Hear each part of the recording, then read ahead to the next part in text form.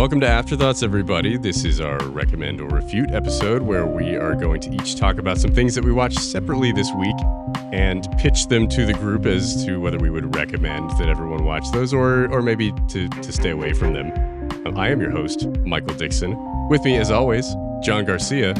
Hey, I'm happy to be here. And Brian, I'm so glad you're back. I'm glad that you could join us for this recording. He's not there, is he? No, Ryan is still not here. Okay. Ryan King did not show up to work today. So now I'll open my eyes. And, oh, hey, he's not here. Okay. Frankly, we're concerned. We have put out an all points bulletin. Santa, please bring him back. Yeah. Wherever he is. Ryan, go fuck yourself. Anyway, John, what did you watch this week that you want to bring to the group? Yeah. I watched, it's the holiday season, right? You got jingle bells in the air. You got snowfall, not in Texas. You got carolers if you're not in Texas. I've never seen any of those things that I've seen in Christmas movies. And I think I did caroling as a kid once or twice with like family members. It was weird. It was weird. That feels very strange. It feels cultish almost at this point. Yeah. So, me, I'm a sentimental guy. Love holidays. We did it like, in The Simpsons where they carol so that they can like steal shit out of people's houses. Oh, yeah. That there you kind of go. thing. Okay. Yeah. Gotcha. Sing really loud while Homer is knocking over shit in the back and trying to steal toys and shit. Makes perfect sense to me. I mean, that's the only reason you would go caroling. Mm-hmm. Yeah, but we're not fucking weird. Come on. So I just had to watch myself one of them their holiday movies. So I watched a fucking scary movie for Halloween. We've been like 2 months past, and I was like, all right, Sasha, we can watch whatever you want to watch. We just got all of the lights put up. We got the ornaments put up in the tree. And I was like, why don't we watch The Boogeyman? JD, there's something in my room. You believe me, don't you? There's no such thing as monsters. You need to grow up. I'm serious, Sawyer. I need to be alone. You're both having these manifestations. What is this supposed to be? It's the thing that comes for your kids when you're not paying attention.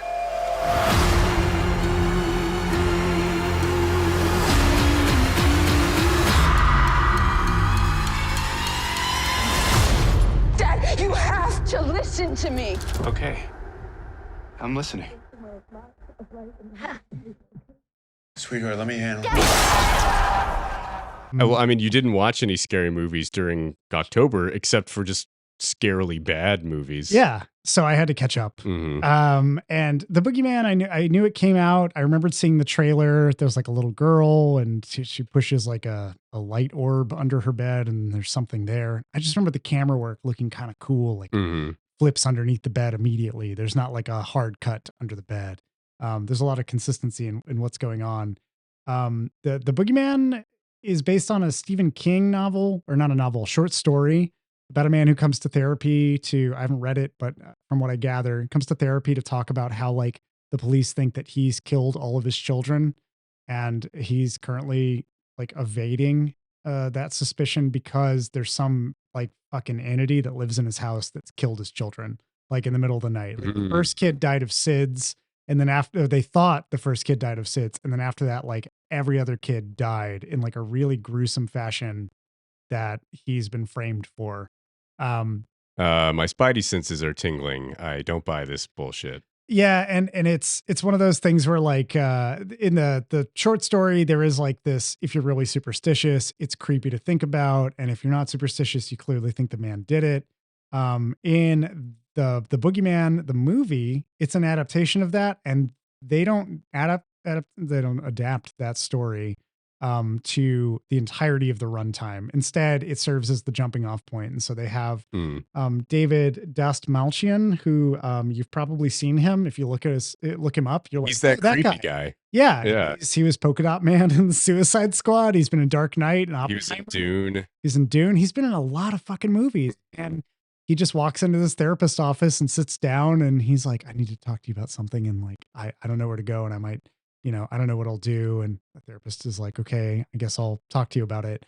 The therapist happens to be the dad of two girls that live in the house that he also therapies out of. And our boy David decides to hang himself. Maybe that's what they think. Like at some point in time, therapist gets up and goes to try to call the police and say, I have a dangerous man in my house. I don't know what he's capable of. Or He what hangs he'll do. himself at his therapist's house. So it's like a first time therapy session because he's like, I'm desperate. Nobody else has gone through the grief of losing a family member. The therapist happens to have lost his wife recently. Chris Messina is Chris Messina Chris from Messina. Sharp Objects. Yeah, Chris He's Messina. great. He plays Will Harper, the therapist, and the dad to these two little girls.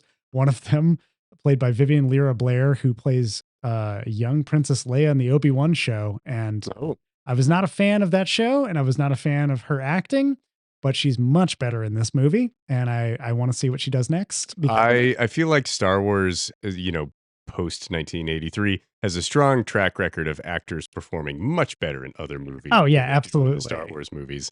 Aside from like Adam Driver and Daisy Ridley, Mhm. but pretty much everybody else. Like, remember when we all thought Natalie Portman sucked at acting, and then Yeah. it turns out she's great. Yeah.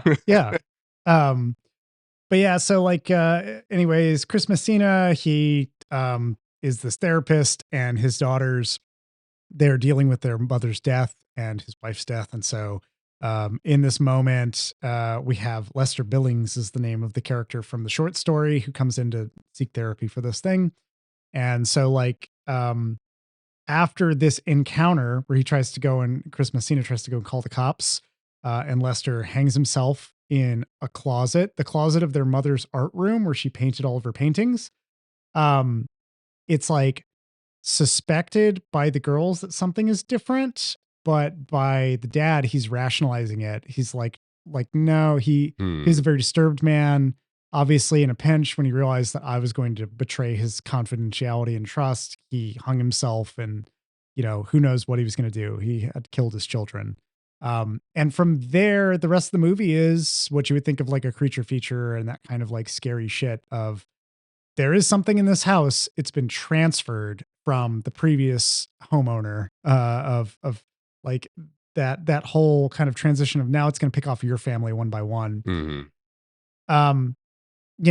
It's by the numbers, Stephen King. There's a lot of stuff that you can definitely predict, but damn, if the atmosphere isn't thick in this movie. It's so good at making dark rooms scary and swelling the noise. And I felt like the actual scares in it, don't get me wrong, it does jump scares and that kind of shit, but the general unsettling nature of it is all brought by the atmosphere, and the score does not play a huge role in trying to make those moments interesting.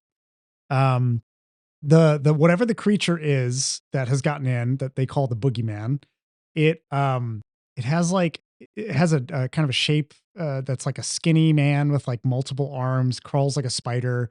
It drags Just like David Dash Malkian, however you say that. Exactly. Just like him. Yeah.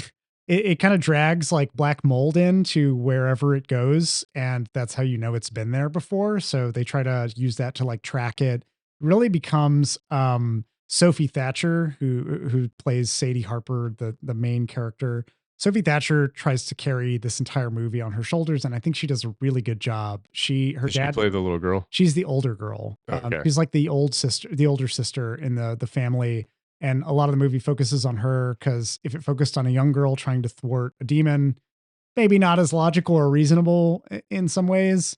Or maybe just a little too exorcist. Yeah, a bit of that. And if it focused too much on the dad, he doesn't believe it. He's a therapist who tries to say like it's projection, it's some other thing that's happening. Yeah.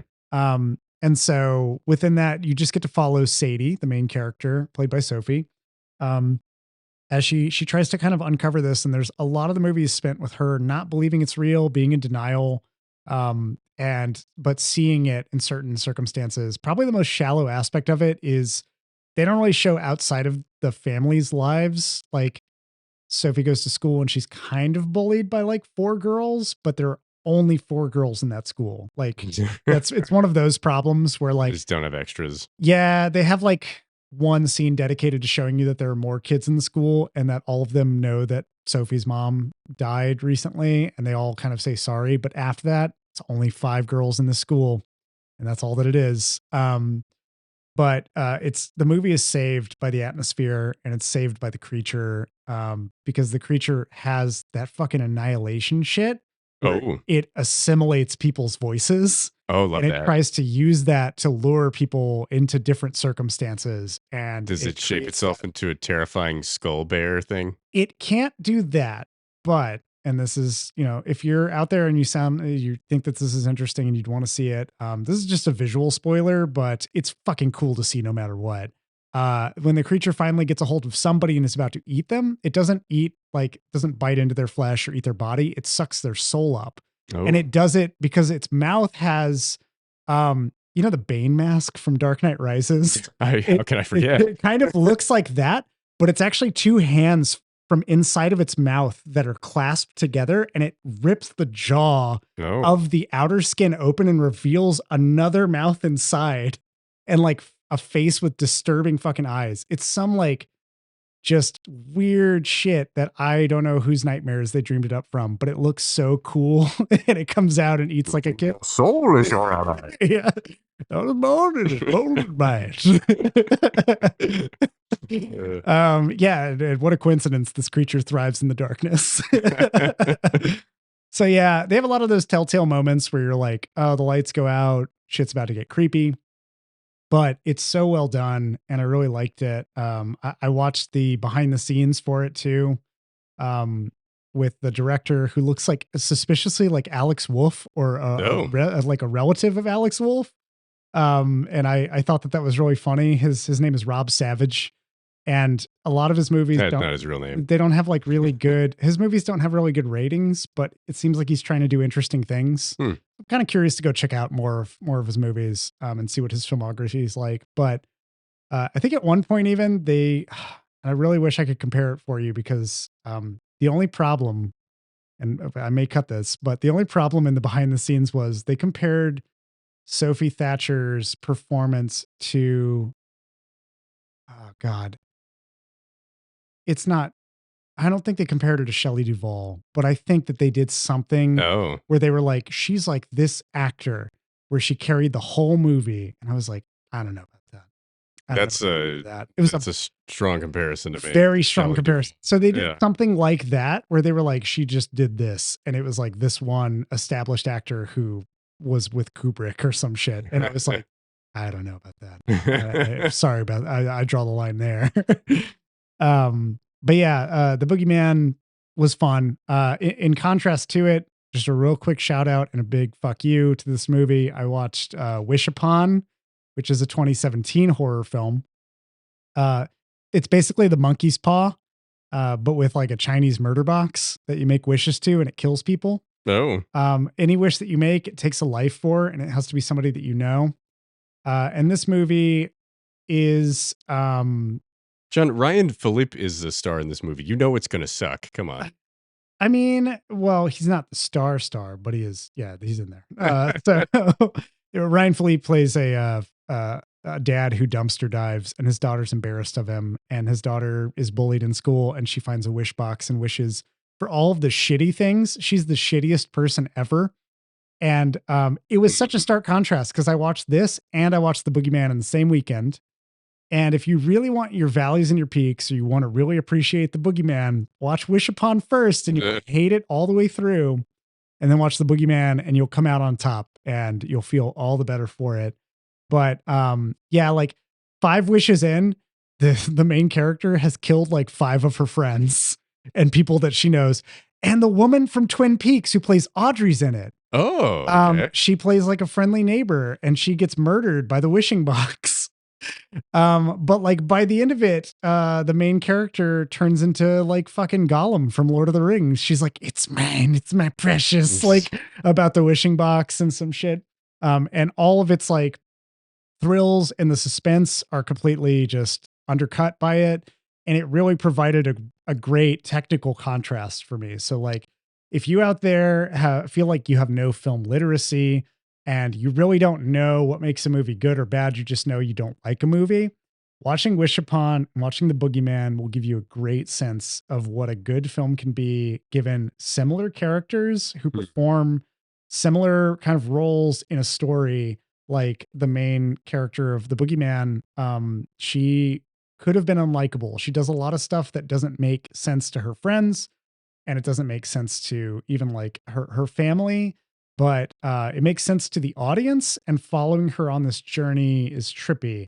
Whereas Wish Upon, the main character, she makes a lot of decisions that don't make sense to her friends or the audience or her family, and Ryan Phillippe is in it. And it's just like, all right, this is fucking weird. It's also got high school dialogue that's written by like somebody who's clearly in their older age and doesn't hang out at high schools, thankfully, and doesn't know what high schoolers talk like. And so there's just a lot of lines that are like, wow, can't believe you dig on the multiverse. And two fucking people insulting each other. One of them calls the other smegma. And it's just like, that's never been an insult. She's like, your ultimate smegma. And I was like, that's definitely not an insult high schoolers would say.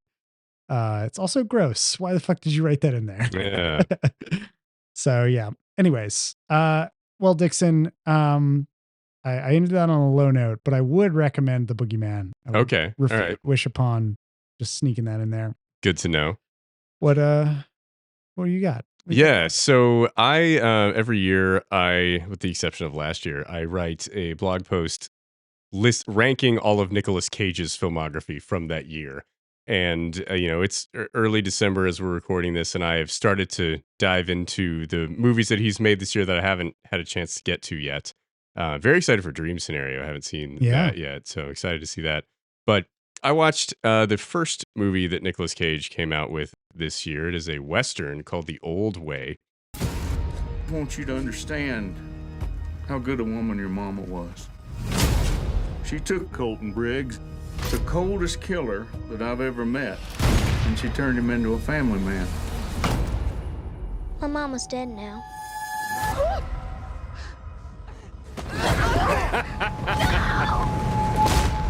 Coming in one way or another.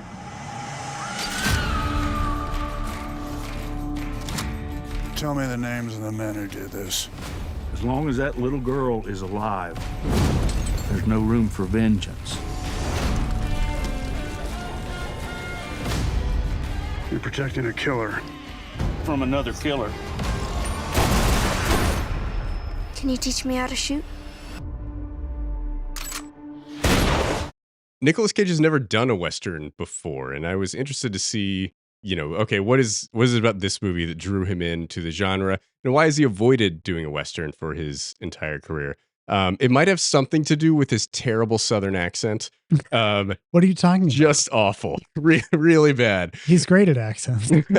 There's like that joke in Unbearable Weight of Massive Talent about how he's like, doing a Boston accent for the audition that he's doing. And David Gordon Green's like, yeah, okay, Nick, we'll call you back. And they don't call him back. Yeah. And, but like, dear Lord, really, really bad Southern accents. He just sounds like Nicolas Cage with like a weird, like, he just doesn't really know. Ghost Rider Cage, or is it worse than Ghost Rider? It's and like he's actually done a Southern accent before, not well in Con Air. He does like an Alabama kind of thing. Raising Arizona as well, doesn't he? Yeah, he does one in Raising Arizona. So he's done it before. I don't know why he seemed incapable of doing it in this movie. It is, I mean, it's different. Like it's set in Montana, so it's a different kind of, it's like, it's still what you would call a Southern accent, even though Montana is not the South, but a rural cowboy kind of thing. You're going to have a similar drawl to it. And it was weird. It just didn't work.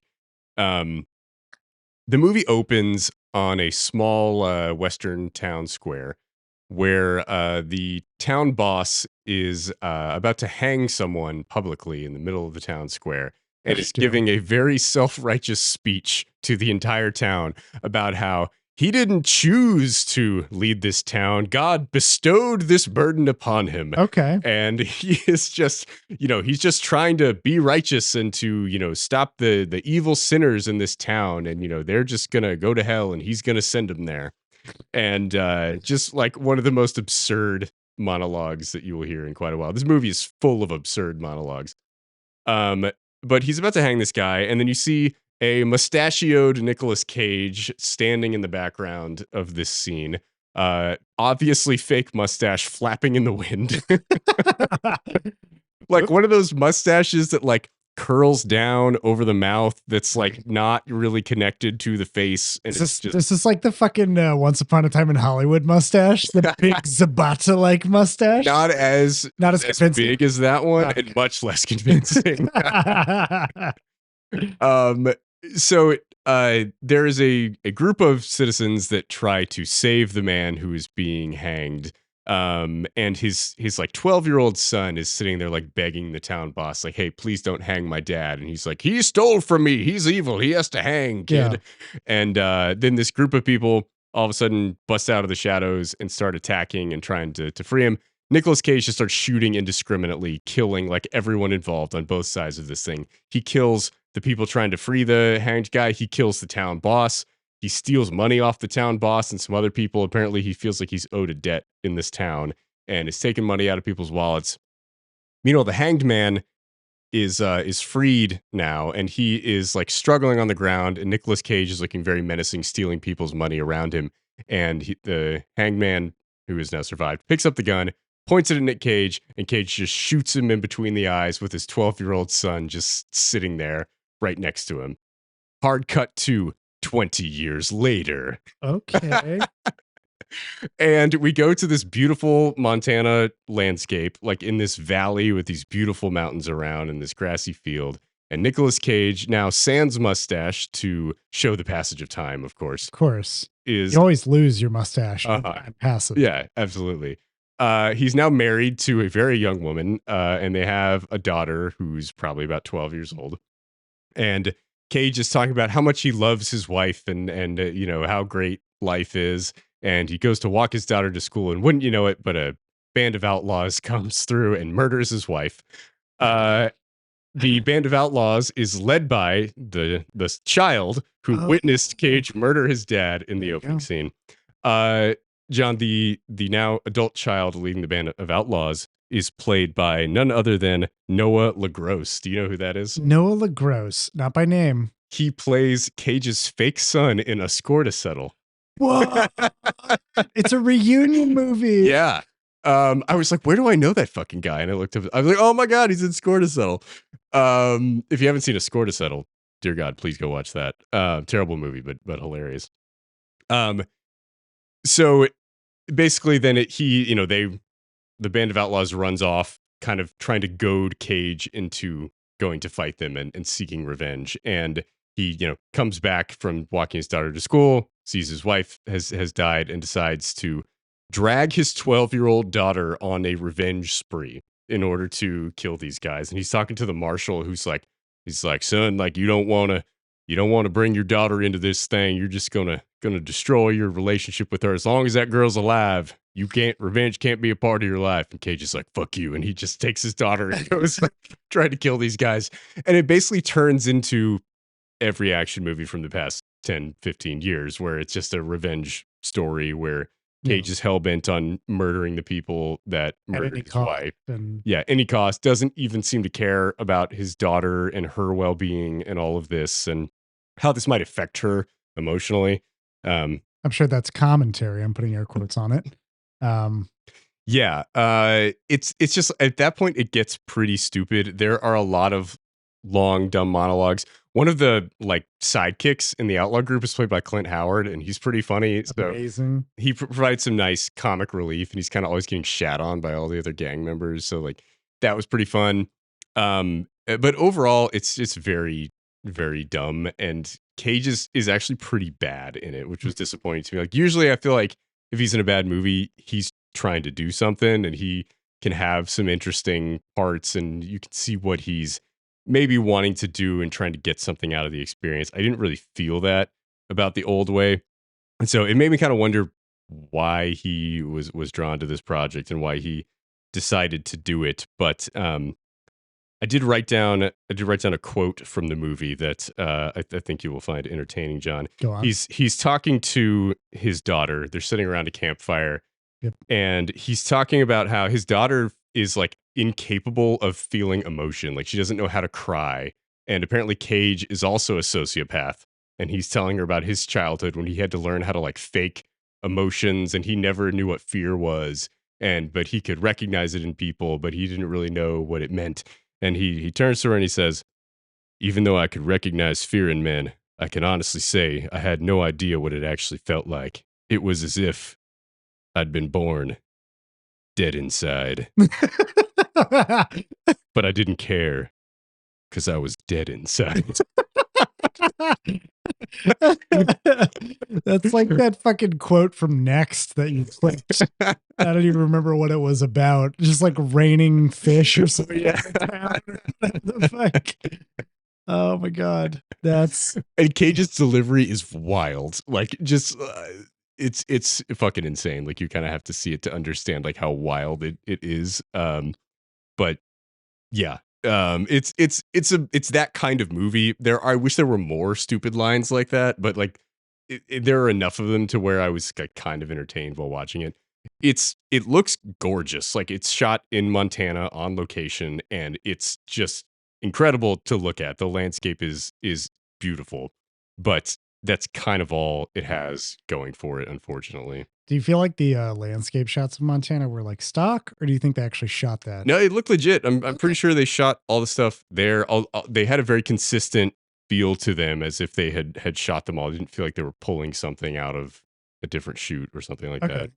Cool. Was there anything particularly that justified it being a Western? Did it feel like they tried to do anything with the genre, or not really? It felt like they were trying to do a Taken movie, but in a Western. And I guess like a Western is a genre that suits itself to revenge stories. You know, there have been a lot of those done in the past, but I don't know why.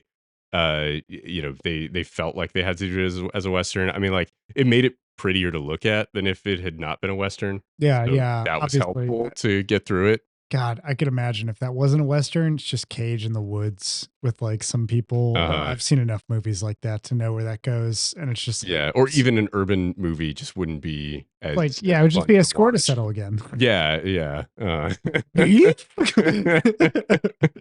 think that I have beef with your dad? That is maybe my favorite Cage line of all time is from that movie. Yeah. But yeah, so, it's not good. If you like Nicolas Cage and you like bad movies, you will find some things that you will enjoy from it. But overall, I didn't like it, so I can't recommend it. But I did think it, like the opening premise was funny to me. It's like in order to get to the John Wick thing, they do every stupid trope you've ever seen in a movie. Like I hate the hard cut to 20 years later, like right after the opening scene, and like the like very obvious, you're my wife and I love you so much. I don't know what I would do without you. And then she gets killed right away. Yeah, it's the fucking. You remember when we watched The Punisher? There's that whole scene on the beach where he's like, "God, I love you so much," and then the whole family's like, "I'm glad we could be here." And Roy Scheider's just like, "We're all alive." And I was like, "You're all fucking dead." Immediately, yeah, I totally get it. Yeah. Oh God, that shit's so comical now. It's amazing to me that they still use it. I know. It never resonates anymore. Yeah, it's like it's pretty wild. Oh God. All right. But Clint Howard is fun with it. There's a scene where they're trying, like when they go on the house to try to kill the wife. The wife kicks Clint Howard in the balls, and there you go. He goes, "The bitch got me in the balls," and Noah LaGrosse goes, "You just got beat up by a woman doing her laundry. You sure you have balls?" Oh my God, the script. That's yeah. Jesus. Mm-hmm.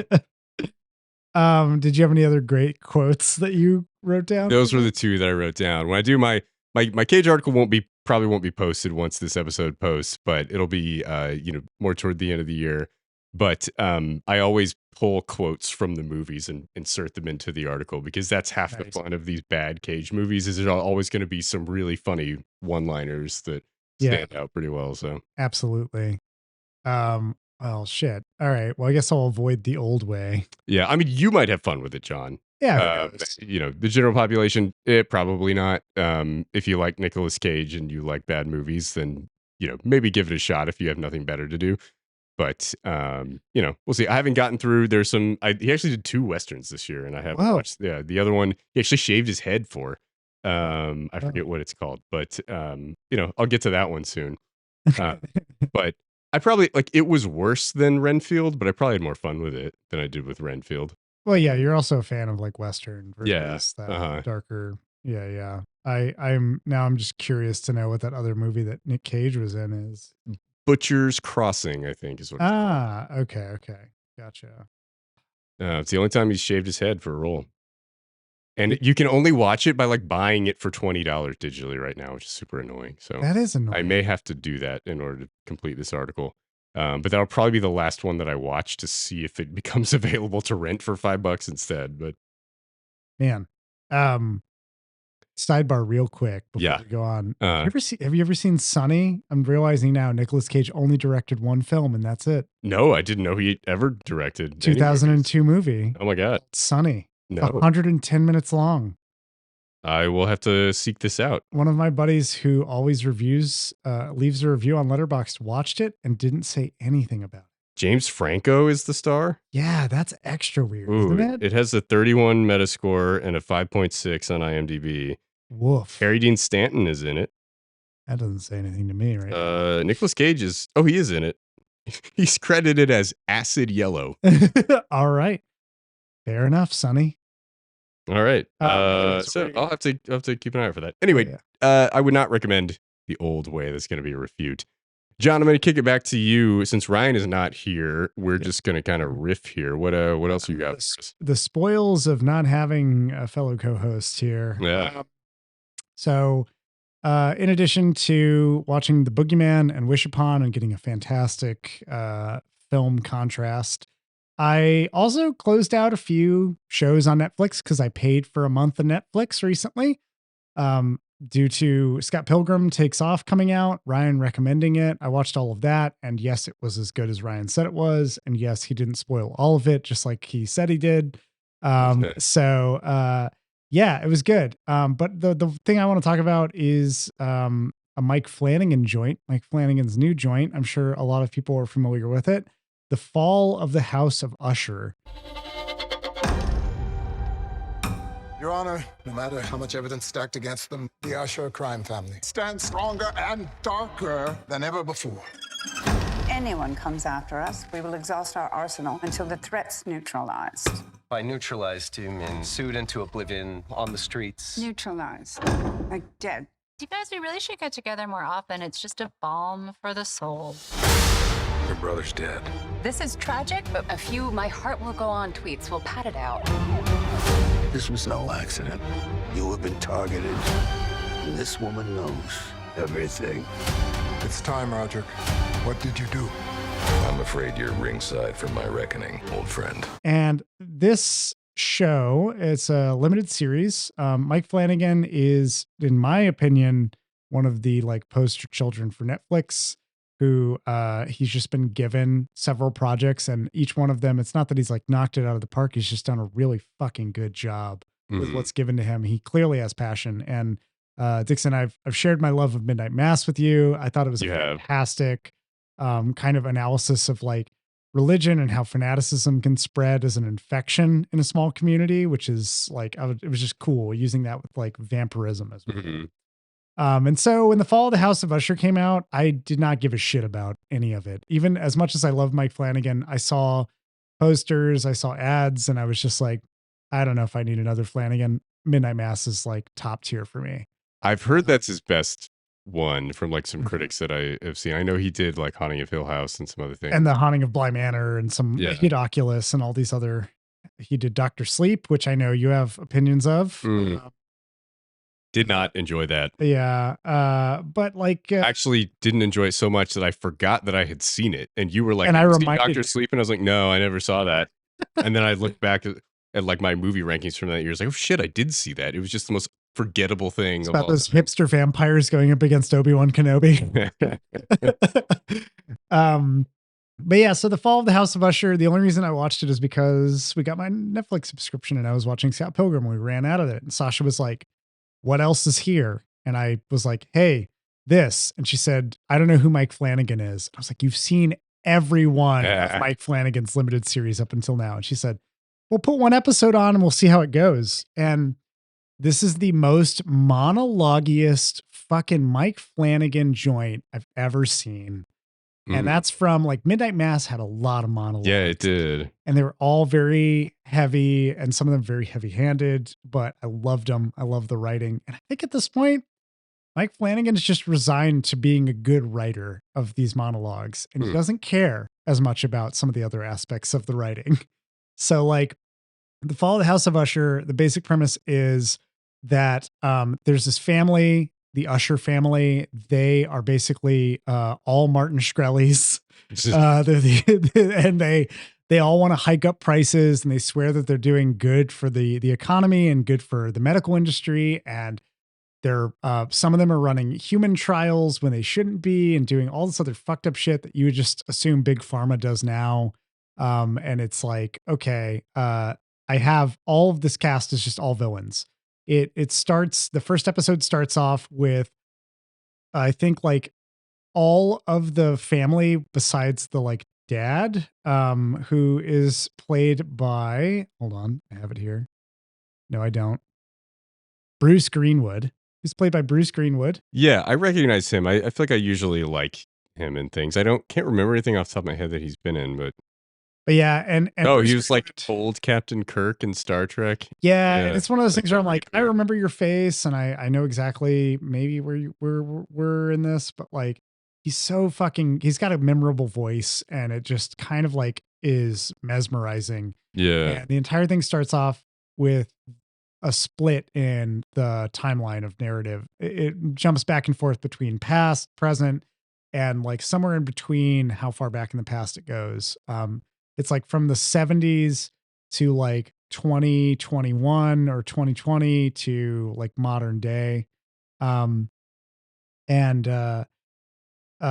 Bruce Greenwood, he plays Roderick Usher, the name of this fucking titan of industry. Everybody says is like the greatest man ever. And his medical industry, his fucking pharmaceutical company is changing the world, and it's helping humanity evolve. And the first episode, like many Mike Flanagan shows, kind of starts off with what could possibly be wrong in this community or this family, and everything's positive. Roderick Usher is like, I love my family. I would do anything for them. I love this company, including poison the world. Yeah, I want to change the world and all this shit. And you're like, okay, how are you gonna fucking fuck it up? But it also starts at the funeral of like 3 of his children, and he's looking in the aisles and he sees like a woman in a mask, and he's like, this fucking woman is here. I don't know what this is about. Like, but it must be time to confess to like my sins, to try to cleanse myself of like whatever this miasma is. And so 3 of his kids are dead at this funeral. At the very start of that, they do 3 at a time because the kids all die in the same week, like day after day. Wow. It's this entire show is based on the works of Edgar Allan Poe. And so it's very morbid and there's a very gothic vibe to it. But it combines this kind of political structure of using a big pharma family who says they're doing all the right things. And then it peels back every layer of that to show you how fucking awful and rotten each one of them is, to the point where you're like cheering when they fucking die. Nice. And you just want them to hit that moment of like, they've been spoiled and they literally have become rotten because of that spoiling. And it all takes place in its framing device is this interrogation, basically, where Roderick Usher, not interrogation, it's a confession. Roderick Usher, he's lost so many kids, decides to make good. Who knows why or what the thing is that's killing his family. But he calls the attorney general in because the attorney general has been trying to prosecute him. I don't remember which title this like. He's just gonna like bribe him a little bit. He's basically said like, I give up. Like, you can have my confession and I'll just tell you everything that I did. Oh, okay. And the AG is like, I've been trying to get you. I've been trying to fucking prosecute you and you've slipped through my fingers all the time. And I just never knew what it was about. And that's how they frame the 8 episodes of this, is him getting to his confession. So on one hand, nice framing. It's like The Irishman. Yeah, it's like The Irishman. It's like I paint houses. He basically does that kind of thing. And so it's got that vibe to it. On the other hand, at a certain point, you're like, there's points where you're like, oh, fuck off. Like, he'll be like, I committed murder, figuratively speaking. And you're like, oh, fucking God damn it. But so much of the drama and like the supernatural elements are really compelling and just does a really good job of establishing certain characters and really peeling back. It starts with everybody in a state where you're like, I know exactly who that is. And then when they peel it back, you're like, oh, they're even worse than I thought they were as a person. And it has a lot of references to contemporary politics. There's a character in it that is kind of like in a way, the devil that's like negotiating for souls and stuff in the middle of this. Again, Edgar Allan Poe-ish. It's got these weird spiritual vibes to it.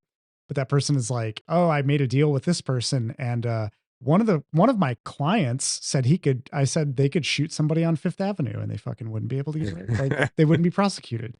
And it's just like, they have these little illusions where you're like, okay, I get it. Yeah. Mike Flanagan fucking hates that part of the politics. And I was kind of there for it.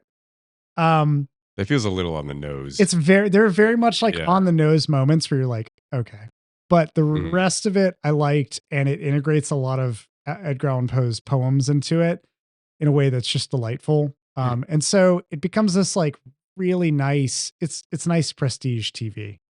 Basically, like, it's not Midnight Mass for me. I'm not as enamored with it as I was that. But I really liked the journey. Watching it with Sasha was really fun.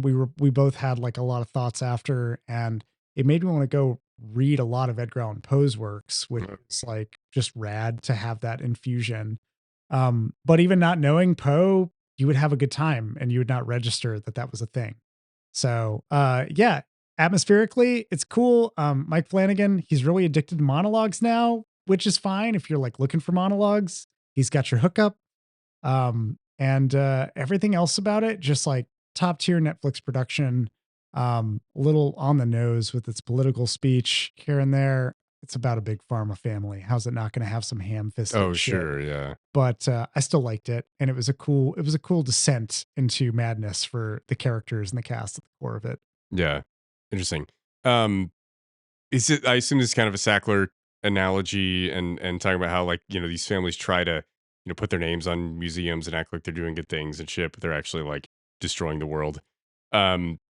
It's like you mentioned the anti-Trump politics, which, you know, I have no problem with that. But I think like big pharma is like such a pervasive problem in our society that is just actively being propped up by both parties. You know? And like, I feel like trying to tie it to criticizing one side or the other kind of takes away from maybe the power that the message could have. Do you feel like that was the case in the film or the show? Or am I kind of just putting my own politics too much into this? Well, I think on like the surface level, yeah, you can absolutely read that. But this character I was talking about that makes these deals, a supernatural character, like their guarantee for characters who are like the Trump family or this fictional pharmaceutical family, it's like basically like you can do anything and you'll get out of prosecution. I think that's the main stipulation is like, you can just get out of prosecution. And they show at one point they have a montage of like photos that are clearly Photoshopped to include that character, but it's like all of the fucking oil barons and like anybody who's been rich ever. And it's less so like a party affiliate and more so like a eat the rich kind of message of like all these people who had great success. They fucking made a deal with some kind of devil and they eventually paid the price for it. And if they fucking didn't, then like there's some other shit at play here that fucks that up. And it was just like fascinating to watch that. But like there are moments where they call out like in every aspect how like the world can be bought and bought off. And like there are episodes that focus around like, oh, well, if we're rich people, we could make like a rich people party where everybody would eyes wide shut, like show up. And it's like, that person's a congressman and that person's this person and that person's doing that. And there are others where they're like, well, we're running medical studies on chimps. And do you know how fucking expensive these chimps are? We have to like buy out a whole land that reserves for other animals so we can operate on these conscious beings and like that kind of shit, where to them it's like absolutely nothing and they write it off. And the entire show, gets to be a point where it's like very on the nose. but I still enjoyed it. And the writing is just so mesmerizing that I had a good time. Like it's one of those where if you're a real fan of just wordplay and like what can be exchanged between characters and like metaphors that can be applied, it's beautifully written. I loved it. Nice. So yeah. All the House of Usher. One of the other actors that I recognize on the IMDb page is Carla Gugino. Yes. How is she in the show? I typically tend to like her when I see her and stuff. I feel like she hasn't done a lot of work recently. She's great, and she gets to she plays that Satan-ish character. Oh, makes okay. the deals, and she gets would be to very good at that. She gets to do a shit ton of different roles because she shapeshifts to show up. And like, she tries to do in one scene, she has to be really fucking sexy and do this kind of thing. And then in another scene, she's literally playing the doppelganger for like one of the chimps in the lab and like has to act like a chimp. And there's kind of this weird, you can tell the posture she's doing isn't a human posture. And it's just like really cool to watch her inhabit these different. She's doing some Andy Serkis shit. Yeah. She's doing some Andy Serkis shit, but without like any CG. She's just doing it straight up and it fucking works. I was like, she's terrifying and can be really intimidating. Interesting. But ultimately she almost feels like this force of good, even though she's completely evil, just like the main characters. Yeah. So it's like, it's fucking wild to watch like evil thwart evil or make deals with it and fuck it over. That's cool. But yeah, so would recommend. Had a tight cast. Everybody in it just gave a fantastic performance, and they're all so rotten that you just love watching them get killed, and at the same time get to hear some poetry and some classy shit from Edgar Allan Poe. So fuck it. That's cool. I'm really only familiar with The Telltale Heart and The Raven, but I really like both of those. Are those incorporated in the show in an interesting way? Yep. Like the Raven is a constant image that haunts the family. The Telltale Heart is part of one episode. There's even a character who's working on an invention that's supposed to make the heart beat after it's dead. Oh, long life. Oh, that's and interesting. That ties in, but they don't use that nearly as a so it ties into like the vampirism idea of Midnight Mass. Yeah, kind of that thing. And they do some other stuff. I recommend The Pit and Pendulum is cool. Like they do like they have quotes from The Raven. One of the characters is named Lenore, and they have like those references that can be really fucking on the nose, but it's all theater. It feels like a really good stage production. It feels the camera work is so dynamic in it too, and a lot of the scenes are set up in just this great way where they let people do what they want to do. Like the actors really get to just feast on the material, and the dialogue's written so well. Nice. So, yeah. One final question for you, as a Flanagan head. Where do you rank this in his stuff? I know that you've said Midnight Mass is your favorite. Where does this fall on the list? And like, is there that line where maybe he's done some stuff that you would not recommend people watch? I mean, we've talked about Dr. Sleep and that thing, but I'm just going to talk about like the Netflix Flanagan ranking. Yeah. So this probably sits in my it's at the third rank. So my top is Midnight Mass. My second is The Haunting of Hill House because Mike Flanagan, beyond pushing monologues, he really likes to try technical feats with his filmmaking. And there's an episode of Haunting of Hill House, in addition to the rest of the story, that is done in like the Birdman-esque kind of, they just try to do continuous shots, and it's really fucking cool to see. And if you're not looking for it, you don't pick up on it for the first half of the episode, and then you're like, holy fuck, this has been like one take the entire time. And it's just cool. And then like below that is, the Fall of the House of Usher. And at the very bottom is The Haunting of Bly Manor, which is still solid, but not nearly as good as the other Flanagan stuff I've seen. So gotcha. Yeah, that's my ranking. Cool. Okay. Awesome. So we got a recommend for The Fall of the House of Usher, which I thought was some sort of Game of Thrones thing. It very well could have been until I press play. What do you got now, Dixon? What's your other? Yeah, so I am going to talk about a new movie that I watched yesterday at Austin Film Society. Was able to drag my lady friend to the theater and watched a documentary called Lakota Nation versus United States. I want to tell you about the Sioux uprising, but I don't know where to begin. At the center of all the treaties the Lakota have signed with the United States government is the Black Hills. X marks an agreement. Most tribes have treaties with the federal government, and they're all under the War Department. And another X marks this land as ours. This is our Mecca, the most sacred place in the world. That's why the Black Hills are not for sale, because we're not for sale. When they illegally took the land from our people, it wasn't just the land itself that was taken. It was part of a process to colonize us. If you can make the people suffer by destroying their economic system and their languages and their culture, then you can try to conquer a people. We're not going anywhere. We are fighting for the integrity of our people. We are building the world that we want to live in. This is a documentary about the Lakota Nation Indian tribe that it's kind of like a group of tribes that inhabited this large area of the north central U.S., much of North Dakota, South Dakota, and Nebraska. And, as the U.S. is wont to do, they engaged in many treaties with them and continued to fuck them over and steal their land. And there is still a group of modern Lakota people who are fighting to get their land back. Mhm. And I think that's just a really fascinating story that, it's cool to see people still pushing back. Like, no, like we're an actual sovereign nation.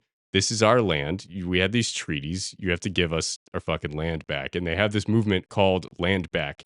And they're like pushing and fighting and trying to have all this activism to raise awareness around this and to push to regain their tribal lands, much of which is used for mining at this point. They basically discovered gold there, and course they did.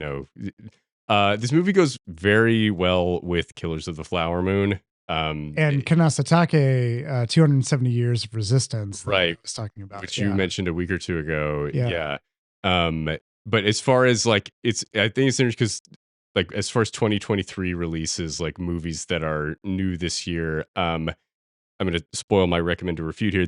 This and Killers of the Flower Moon are my two favorite movies of the year so far. Really dug this. It's a really cool story. It is directed by Jesse Shortbull and Laura Tomaselli. And they are essentially following this group of modern Lakota people, as well as telling you the history of what has happened to those people over time. It's split into 3 acts. The acts are extermination, assimilation, and reparation. And it's really fascinating how they tell this story.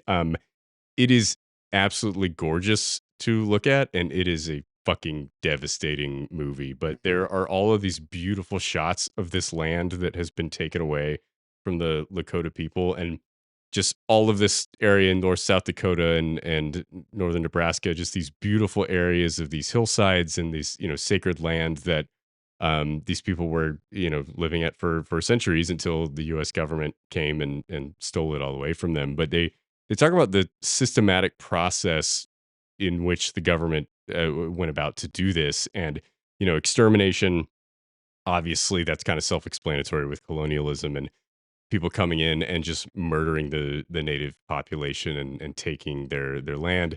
Also, like, we talk about, oh yeah, the buffalo are extinct. Oh, that fucking happened. Like that was done like purposely by Us. the U.S. government, Yeah. to basically Starve out.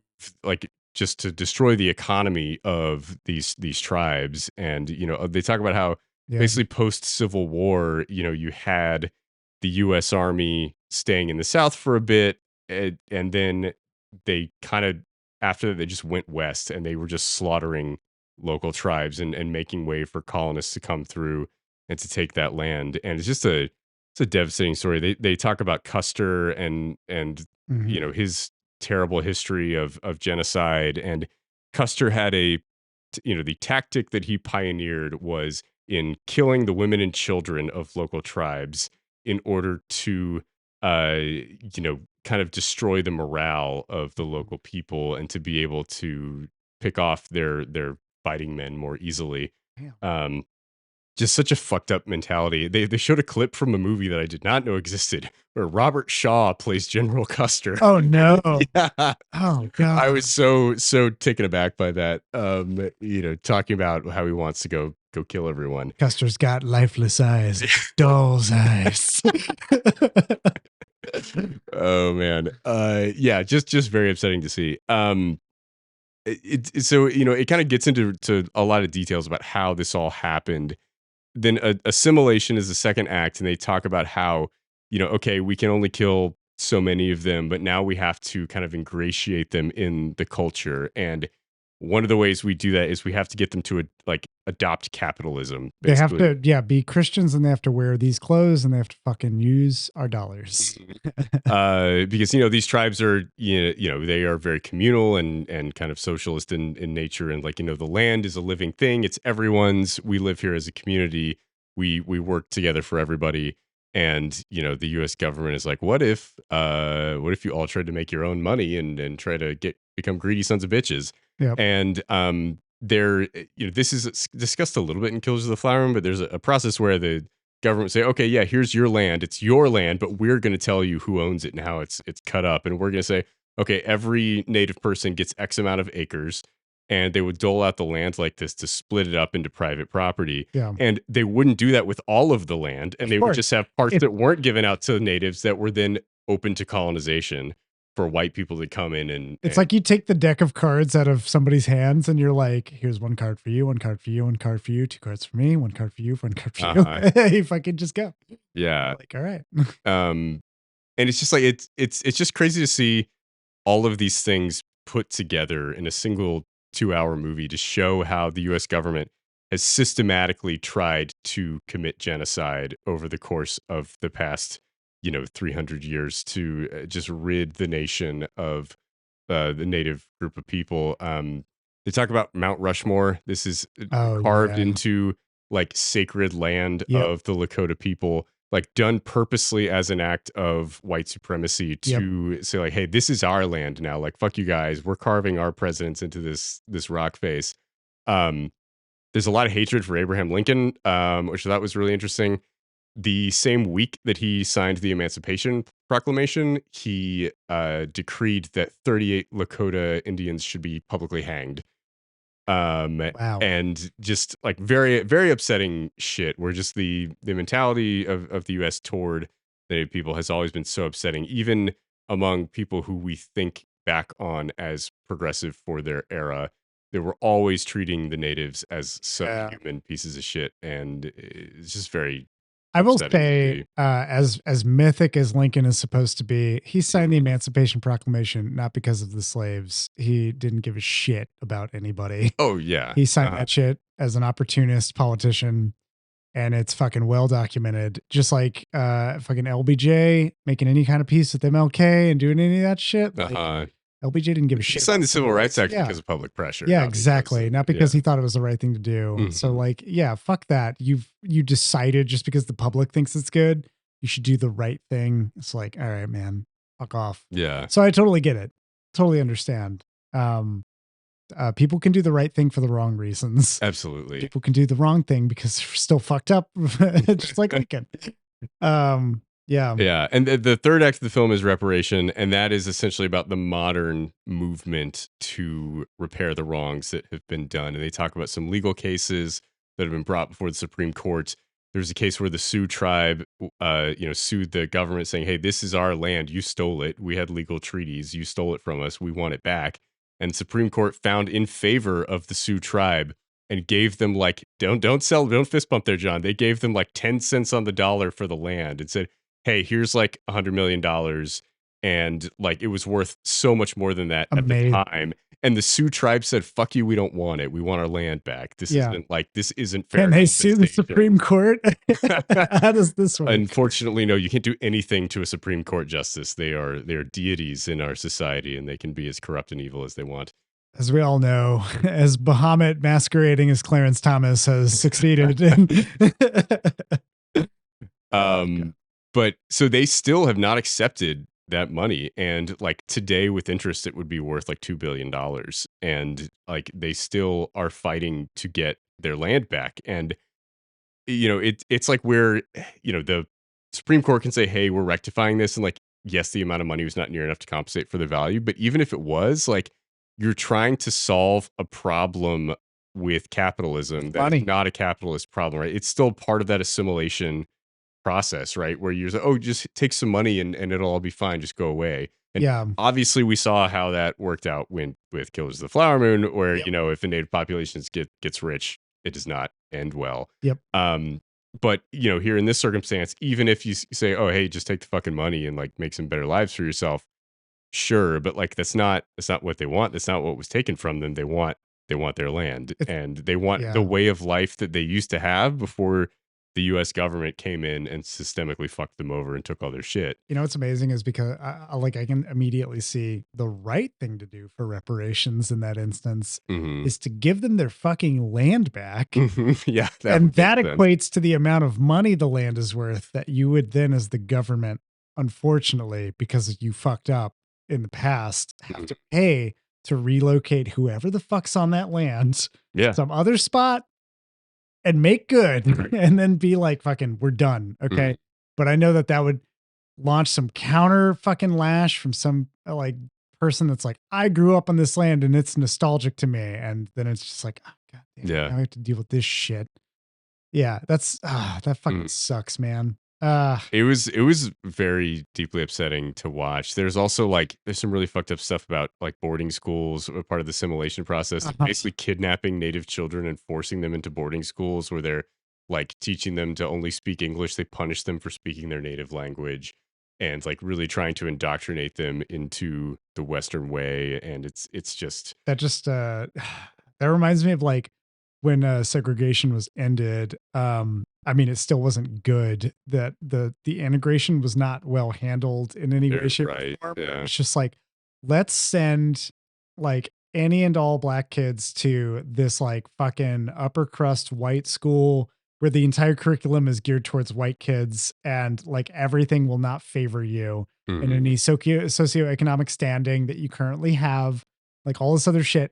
And it'll just make you feel dumb, and it'll eventually lead to a systemic teaching of like teachers having stereotypes ingrained in their brains still and being like, well, that's just because these kids are lazy and they don't fucking do this. Yeah. It just reminds me of that. It's just like setting them up for that kind of failure. Oh God, that pisses me off. The most educational Texas history class I ever took was in college, because going through public schools in Texas taught me nothing that I should really know about the state. Yeah. Other than that, speaking of stolen land. Yeah. Remember the Alamo, everybody. And remember how it was like similar to the Boston Tea Party in a way. It was just a bunch of like dick waving between Americans and another country where they were like, you can fucking, this is our land. We may have agreed to your terms, but we're going back on the deal. Yeah. And another thing we talked about that really reminded me of Israel Palestine and how we just keep doing this shit over and over is they talk about how like the reservation concept is essentially like creating Bantustans, which is like the word for like apartheid states where they take the native population and segregate them into smaller groups that aren't connected. Yeah. So like South Africa was doing this and like Israel's doing this in Palestine, where like in the West Bank there are like little cities of very packed in Palestinians and they're separated by Israeli settlements, so they can't actually like work together and communicate with each other. And in the US you have this reservation system where you're taking these people who used to have these thousands of square miles of land and forcing them into separate small groups that are not connected, and they have to travel through non-reservation areas in order to communicate with each other and to do business with each other. And it's just it's like a divide and conquer, like really fucked up method of taking out the people group and reducing the influence they can have. And yeah, it's just the whole movie is very, it's very dark and it's very upsetting, but it's really beautiful because one, the cinematography is great. And they have a lot of interviews with modern people who are fighting this fight, but they don't sit on them for too long. It's like you get some scenes where you're just kind of sitting listening to somebody talk, but a lot of times they will introduce you to the person, show them start to talk, and then they will cut to like what they're talking about. They'll show you a historical scene, or they'll show you like the beautiful area of land that they're talking about, and it's so well edited. It works really well together. Where I was really engrossed for the entire film and really enjoyed it. And then at the end of the movie, I was kind of taken aback by the optimism that these modern Lakota people have about getting their land back. Like they're still fighting that fight, and they've been emboldened by things like the George Floyd protests and things like that, and they are like inspired to continue fighting. And like it feels like they're just pushing that boulder up the hill and watching it fall down again and doing that Sisyphean thing over and over. But like they're so optimistic. They're like, one of the guys is like, my people's best times are ahead of us, not behind us. And I'm confident in that. And like, we are going to get our land back and have our own people group in our own country again. And we're going to be able to do this. And like, I was watching, I was like, oh dude, like, I don't think that's going to happen. But like, I was so inspired by their optimism and their willingness to continue to fight that fight against a seemingly undefeatable opponent. And I was very very moved by seeing them really push for what is rightfully theirs. Yeah, I mean that's always absolutely fascinating to me, and it's inspiring because like the forces against you when they're overwhelming or when they're all encompassing, it's the fucking government. Like any of these things, history's like rife with revolution led by the people who fervently believe what they're doing is the right thing. And in some cases it is, and in some cases it isn't. And it's like, in some cases it's taken advantage of. But like in all of the struggles that I've seen by like any indigenous people in like North America, the struggles are all fucking justified, and history lays clear on the record that it's needed. And watching, like from Kanasatake to like this is just, it's going to be all like hard evidence of how fucked up and on the wrong side of history a lot of government organizations are and government people have been. Not to say that some people within the government hold beliefs and support for that, but like the machinations and the people that actually make the decisions at the end of the day, just, and I'm not even talking about the US, but it's just like, you can get whole systems where it's like the moment that you get into a situation and you find yourself on legal grounds, if you're like a law enforcement office, the police union ties together really hard and they're pushing back against this or that, or there's a narrative spin that's trying to occur on whatever it is. Whereas I'm just like in awe that we can never just throw our hands up and go, you know what? We were fucking shitty people back then. Like instead we'd rather push back and be like, I'm not a shitty person now. Like my grandfather was a fuck, but I'm okay. Yeah. And so you can't take my shit away from me. Yeah. Don't do that. That's my shit though. Even though I got it because my grandfather stole your shit and it doubled in the cost or whatever. $1 million.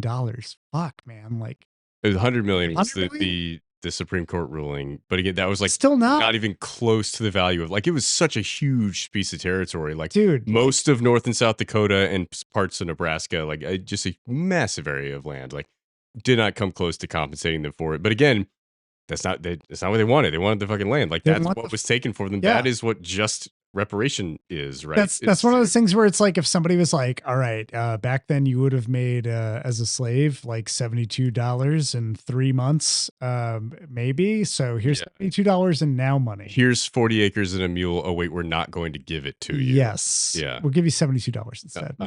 Yeah. Yeah, that's fucking infuriating. But I do want to see that now. That looks, I added it to my watch list while you were talking about it. So yeah, I think you and Ryan would both like it a lot. I'm disappointed Ryan isn't here because I would like to hear his thoughts on it. But yeah, I thought it was just incredibly moving. It is heavy, but I think it is really worth your time. And it is, like I said, it is such a well done movie. Like, I feel like sometimes message focused documentaries can get so caught up in just trying to deliver the point that they're trying to make, that they sacrifice or don't think about some of the filmmaking qualities. And that is not the case here. This is incredibly directed, really beautifully shot, so well edited. I think, you know, a lot of times people don't really talk about documentaries when you talk about editing, but like a documentary is basically just editing, right? Yeah. Like you're trying to take historical footage and new footage that you're shooting and find a narrative from it and stitch it together in a way that tells a compelling story. And that's really hard to do when you don't have a script, right? Like you're trying to find the story as you go in a lot of ways. And I thought that it was just really, really well done. Just one of the best documentaries that I've seen in quite some time. So would highly recommend that people check it out. Hell praise. That's a lot of praise for it. Yeah, I gotta see this. I just gotta go. Can I stream it or do I have to go to theaters?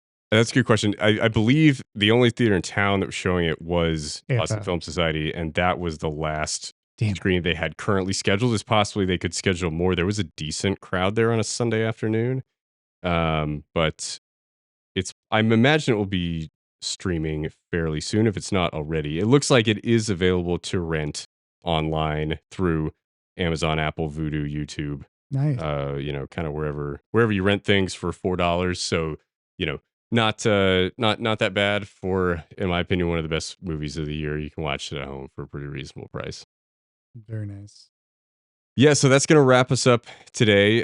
This was fun, John. Even though Ryan wasn't here, we had a good time and got to do a little bit more individually than we usually get to do on a recommend or refute episodes. That was fun bringing a double feature to this. Yeah, I had a good time. And I have a new documentary I got to go see, and it's going to destroy me, I'm sure, but also uplift me and make me motivated to fucking be a better person and do better things for other people. Yeah, and if you saw Killers of the Flower Moon and you dug it, you should check this out because Killers of the Flower Moon is really great, and it is very much a true story and pulling from real things, but seeing real people talk about this and the effect that it's actually had on them is just different story. Yeah. It's not better or worse. It's just different. And I think they do it really well. So, well, that does it for us here at Afterthoughts. Thank you guys for joining us this week. We have a recommend for the Boogeyman. That's right. And a refute for Wish Upon, but they make a great peanut butter and shit combination. I don't know. Yeah. A classic combination that everyone has grown to America's love favorite / hate. Butter and shit. Yeah. I am refuting the old way, but if you are a Cage fan and like bad movies, it's kind of fun, but I wouldn't recommend it to most people. John, you are also recommending The Fall of the House of Usher, which if you're not into monologues and, you know, wordplay, then you might not have as good of a time with it. If you're into Edgar Allan Poe and you want to hear some fancy flowing words in the middle of a horror story, pretty good. Pretty fucking good. And I feel like Flanagan has gotten a decent following. Like there are people out there who know who he is and want to watch his stuff. So I imagine if you're that type of person, you should probably seek it out. I agree. Yeah. Cool. And I am giving a wholehearted recommend for Lakota Nation versus United States. Cool. All right. Well, I've been your host, Michael Dixon. Joining me, as always, John Garcia. I don't miss Ryan at all. I'm not bitter. I'm bitter about it. No. Fuck him. Every time I'm surprised when you say fuck him.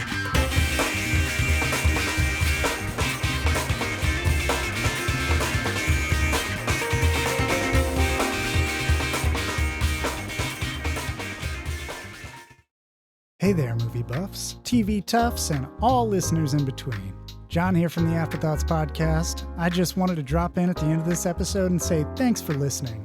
If you've got afterthoughts of your own to share, hit us up. You can find us on Twitter, Facebook, and Instagram at The Afterpod, or jump into a conversation on our Discord server. You can find info for this and more at theafterpod.transistor.fm. Thanks again for listening, and we'll catch you on the next episode.